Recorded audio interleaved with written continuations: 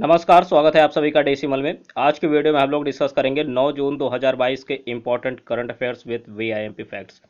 तो चलिए शुरू करते हैं। आज की वीडियो करंट अफेयर की 9 जून 2022 की है। काफ़ी इंपॉर्टेंट करंट अफेयर्स है। तो पहला करंट अफेयर है, नोट कीजिए। आज का पहला करंट अफेयर है, हाल ही में बहुराष्ट्रीय शांति रक्षा अभ्यास खान क्वेस्ट 2022 में भारत सहित 16 अन्य देशों के सैन्य दलों ने शिरकत की है। यह अभ्यास कहाँ आयोजित किया गया? ठीक है, तो इसमें देखिएगा, सबसे पहले बहुराष्ट्रीय शांति रक्षा अभ्यास है, ठीक है, और इसका नाम क्या है? खान क्वेस्ट 2022। और इसमें भारत सहित कितने देश हैं? भारत सहित 16 देश हैं, ठीक है, भारत सहित 16 देश हैं, आपको याद रखना है। और इसका जो अभ्यास है, इसका नाम क्या है? खान क्वेस्ट 2022, खान क्वेस्ट 2022, ठीक है। तो भारत सहित 16 अन्य देश हैं, इसमें शिरकत की है अन्य 16 देशों ने।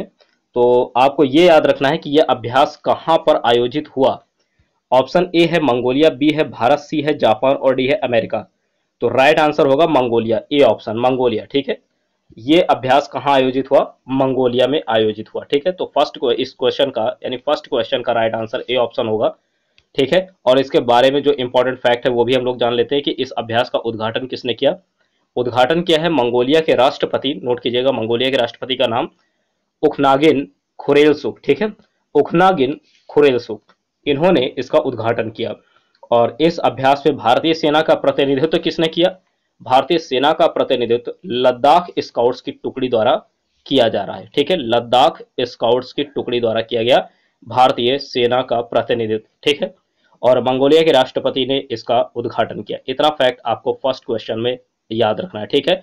और इस अभ्यास का नाम याद रखिएगा, खान क्वेस्ट 2022, भारत सहित 16 देश हैं, ठीक है।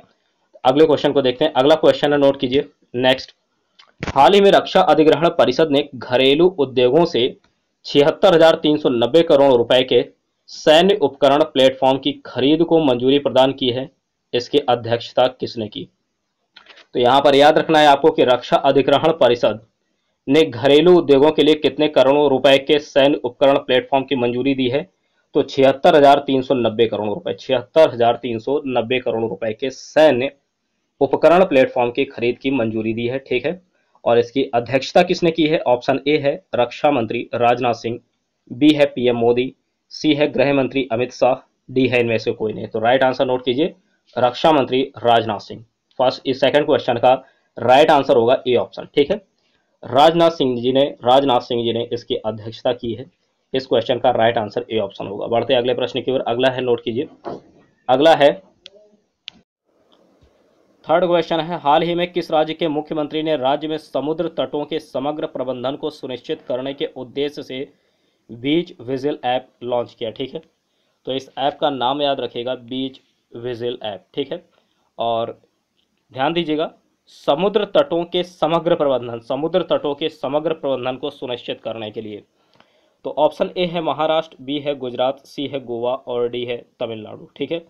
तो याद रखिएगा, ऑप्शन सी इसका राइट आंसर होगा, गोवा के मुख्यमंत्री, गोवा के मुख्यमंत्री जी ने समुद्र तटों के समग्र प्रबंधन को सुनिश्चित करने के उद्देश्य से बीच विजिल ऐप लॉन्च किया है, ठीक है।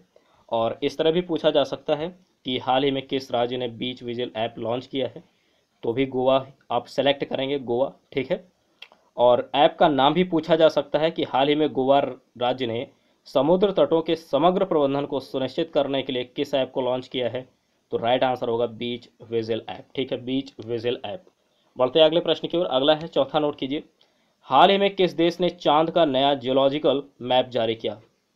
चांद का नया जियोलॉजिकल मैप किस देश ने लॉन्च किया? ठीक है, किस देश ने चांद का नया जियोलॉजिकल मैप लॉन्च किया? ऑप्शन ए है जापान, बी है चीन, सी है अमेरिका और डी है नेपाल। तो राइट आंसर नोट कीजिए, चीन ने, ठीक है, चीन ने हाल ही में चांद का नया जियोलॉजिकल मैप लॉन्च किया है। इस क्वेश्चन का राइट आंसर होगा B option, B option right answer होगा, ठीक है।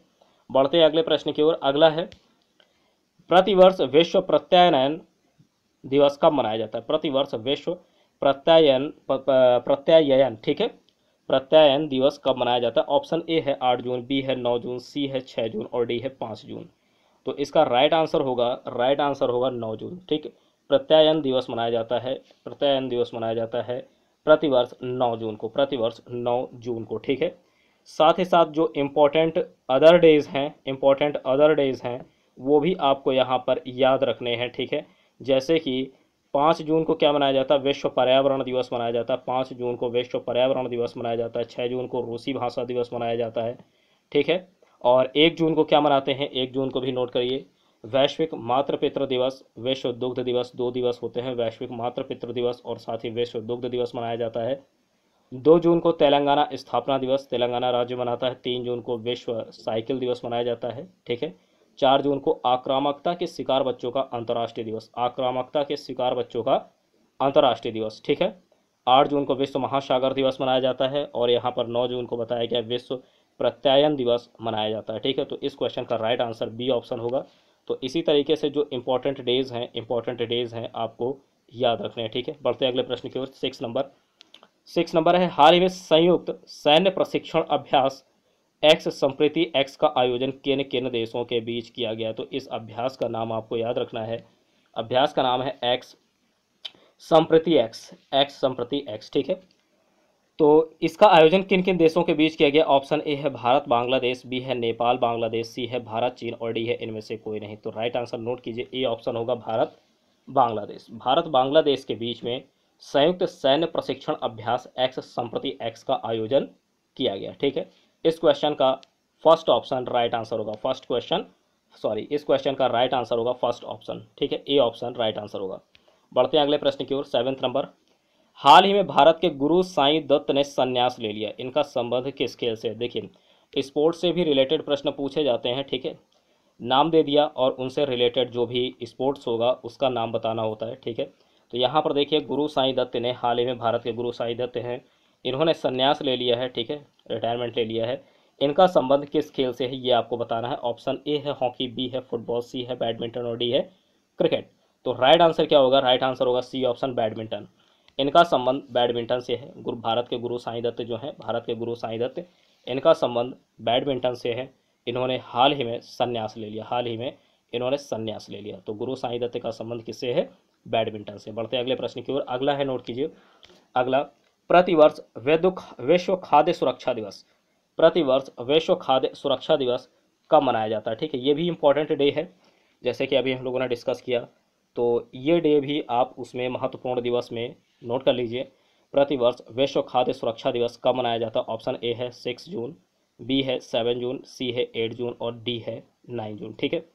तो यहाँ पर देखिएगा, इसका राइट आंसर होगा 7 जून को मनाया जाता है प्रतिवर्ष। 7 जून को विश्व खाद्य सुरक्षा दिवस, प्रतिवर्ष विश्व खाद्य सुरक्षा दिवस 7 जून को मनाया जाता है। इसका और सही आंसर होगा बी ऑप्शन, ठीक है। बी ऑप्शन राइट आंसर होगा, प्रतिवर्ष विश्व खाद्य सुरक्षा दिवस 7 जून को मनाया जाता है। इस क्वेश्चन का राइट आंसर होगा बी ऑप्शन, ठीक है।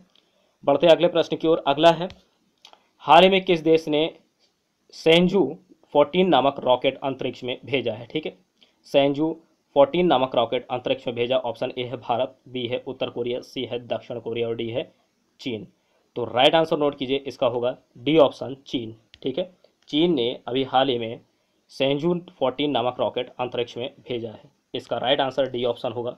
बढ़ते अगले प्रश्न की ओर। अगला है, नोट कीजिए, 10 नंबर, हाल ही में पेंशन फंड नियामक और विकास प्राधिकरण का अंशकालिक सदस्य किसे नियुक्त किया गया है। पेंशन फंड नियामक और विकास प्राधिकरण, सबसे पहले नोट कीजिए, पेंशन फंड और विकास प्राधिकरण का अंशकालिक सदस्य किसे नियुक्त किया गया है। ऑप्शन ए है पंकज शर्मा, बी है पंकज श्रीवास्तव, सी है पंकज सक्सेना और डी है आलोक कुमार चौधरी।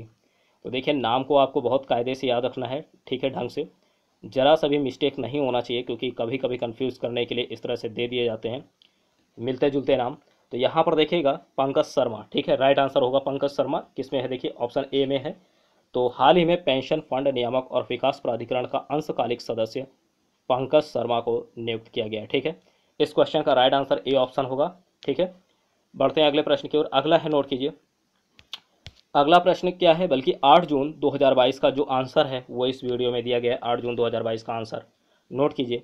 हाल ही में विश्व पर्यावरण दिवस 5 जून 2022 को मनाया गया, इस वर्ष की थीम क्या थी, ये आपको बताना, इस वर्ष की थीम क्या थी। तो देखिए, इस वर्ष की थीम यहाँ पर दी गई। ऑप्शन ए है केवल पृथ्वी, बी है केवल एक पृथ्वी, सी है जैव विविधता एवं हमारी पृथ्वी और डी है इनमें से कोई नहीं। तो राइट आंसर बी ऑप्शन होगा, यहाँ पर हाईलाइट भी है, केवल एक पृथ्वी, विश्व पर्यावरण दिवस 5 जून, विश्व पर्यावरण दिवस 5 जून की थीम थी, और प्रतिवर्ष विश्व पर्यावरण दिवस 5 जून को मनाया जाता है, ठीक है। और इस वर्ष की थीम क्या थी? केवल एक पृथ्वी, ठीक है। आज का क्वेश्चन जो है 9 जून 2022 का नोट कीजिए, 9 जून 2022 का क्वेश्चन नोट कीजिए। हाल ही में यूरोपीय संघ की रक्षा नीति, नोट कीजिए, यूरोपीय संघ की रक्षा नीति में शामिल होने के लिए किस देश ने मतदान किया है, ठीक है। ऑप्शन ए है डेनमार्क, बी है साउथ कोरिया, सी है उत्तर कोरिया, और डी है इनमें से कोई नहीं। तो जो भी राइट आंसर हो आप कमेंट बॉक्स में कमेंट कीजिए, ठीक है। और आप लोगों को वीडियो कैसी लगी कमेंट बॉक्स में ये भी कमेंट कीजिए, और वीडियो पसंद आती तो लाइक कीजिए, शेयर कीजिए, और चैनल को सब्सक्राइब कर लीजिए इसी तरह के वीडियोज़ के लिए। मिलते हैं अगली वीडियो में, तब तक के लिए धन्यवाद।